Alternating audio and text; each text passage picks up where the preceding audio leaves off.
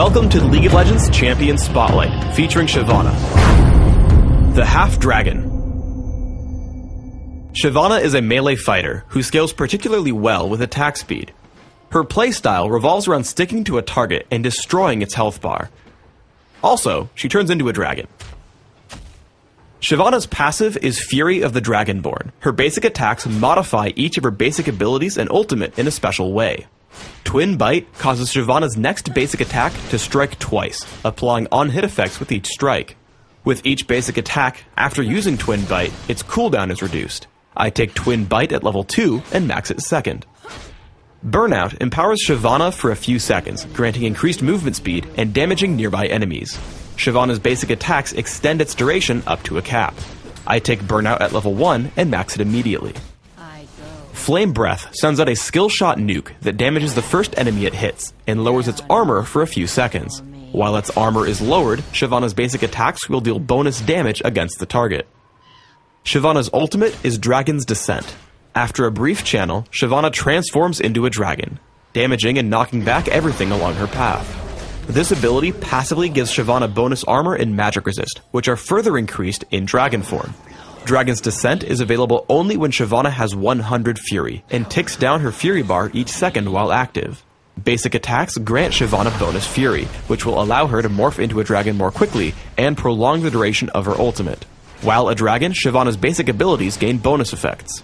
Twin Bite deals its damage in an area in front of Shyvana instead of just to the main target. Burnout leaves behind an additional trail of fire that damages enemies inside it. Flame Breath damages and marks enemies in a cone instead of simply the first enemy hit. Shyvana is actually a pretty quick jungler, but I play her as a solo top fighter. Shyvana's early laning is quite powerful with a significant amount of burst damage. Turn on Burnout to damage and chase your opponent, then tag him with Flame Breath. Land a basic attack and immediately trigger Twin Bite.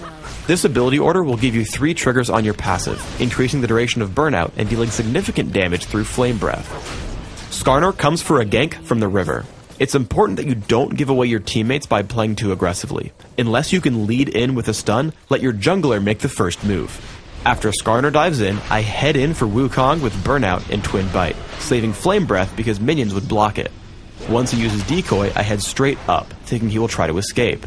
Instead, he runs to the bottom but has no escape route, so I let the turret pick up the kill for first blood. When Wukong returns to lane, I have my ultimate, Dragon's Descent. It's important to note that Dragon's Descent doesn't specifically grant extra single target damage, so I start my harassment with just my regular abilities. However, as he tries to escape me, I use the activation of Dragon's Descent for 2 specific purposes. First, it allows me to charge across the screen catching up. Second, it deals significant burst damage, which is particularly useful partway through a fight, because your opponents won't easily calculate it. Once again, Wukong uses Decoy, causing me to guess his retreat direction. He pulls back away from the turret, so I flash in and pick up the kill with Twin Bite. We get into a teamfight in the enemy jungle.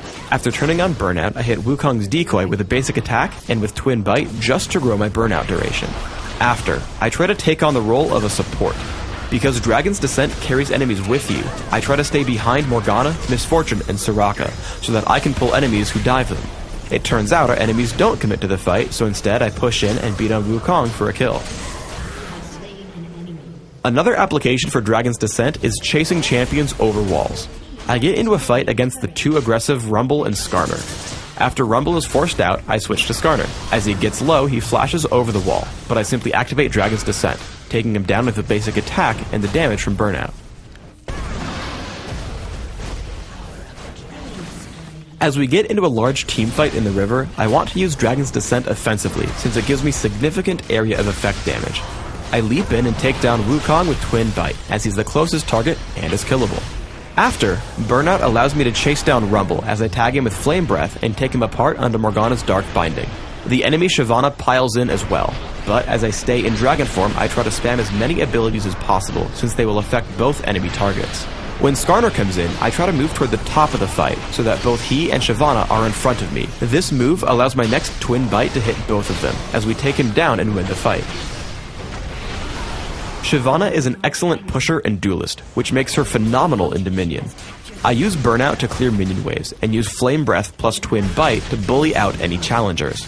I try to stay at the top half of the lane so that I can always grab the health relic between minion waves.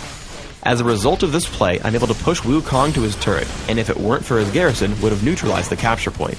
Either way, I take him down and draw one of his teammates to help. Shyvana's abilities as a duelist continue to pay out, as Riven tries her hand at defending the Boneyard. Just like before, I can win any engagements with Flame Breath into a basic attack, followed by Twin Bite. As in Summoner's Rift, when she tries to escape, Dragon's Descent allows me to catch up with my opponent and take her down to capture the Boneyard.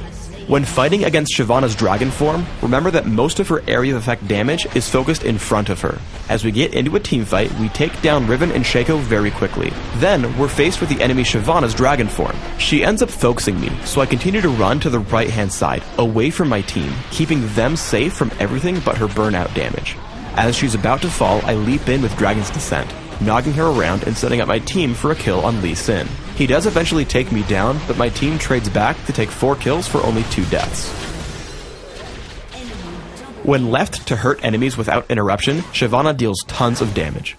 Shaco and I jump onto the enemy Shyvana. While she takes him to near death from almost 2/3 health, I finally take her down. I turn to the enemy Shaco as he kills my teammate. When he tries to retreat, I chase him down with Dragon's Descent and pick up another kill quite easily. Then I spot Lee Sin chasing my teammate Wukong. Lee Sin turns to fight me, and I move in between attacks, which allows me to dodge his Sonic Wave. As Wukong knocks him up with his ultimate, we take down Lee Sin and move in to recapture the Boneyard. For runes, I take attack speed marks, health per level seals, attack speed glyphs, and flat health regeneration quintessences. This setup is aimed at giving me extra damage output with attack speed, durability late game, and sustenance in lane. My masteries are 14, 0, 16, taking magic penetration and attack speed in offense, and in utility, taking neutral buff duration, increased gold gain, and increased movement speed. I take Ignite and Flash for summoner spells, mastering both. In Classic, I open with Boots of Speed and 3 health potions. I transition into my first 2 major items, which are Regal's Lantern and Wit's End. I continue to scale up for damage output with Trinity Force and Ginsu's Rage Blade. If you find you're too squishy, postpone your damage items for durability with Sunfire Cape and Force of Nature. In Dominion, I grab a Prospector's Blade at the beginning as a replacement for Regal's Lantern, but the rest of my build is almost identical. Thanks for tuning in to the Shyvana Champion Spotlight. Please subscribe to the Riot Games YouTube channel above, and don't forget to thumbs us up just below the video.